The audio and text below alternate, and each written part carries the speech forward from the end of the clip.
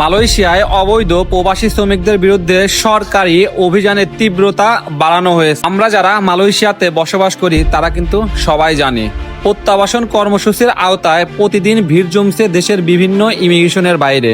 রাতভর লম্বা লাইনে দাঁড়িয়ে সময় কাটছে ওই মানুষগুলার, যারা একসময় স্বপ্ন নিয়ে এই দেশটিতে এসেছিল। তাদের আশা ছিল একটি নিরাপদ জীবন, সম্মানজনক কাজ এবং পরিবারের জন্য ভালো অর্থ উপার্জনের। কিন্তু বাস্তবতা ভিন্ন রূপ ধারণ করেছে। কঠোর ইমিগ্রেশনের অভিযান এবং নিয়মের জটিলতার মুখে প্রবাসীরা আতঙ্ক এবং হতাশায় দিন কাটাচ্ছে।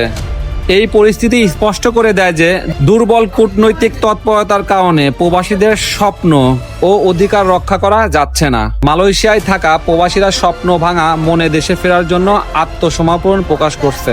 যেই মানুষগুলা প্রতিনিয়তই ভিড় জমাচ্ছে ইমিগ্রেশনের বাইরে, সেই মানুষগুলার কিন্তু একসময় বড় একটা স্বপ্ন নিয়ে এই মালয়েশিয়াতে আসছিল।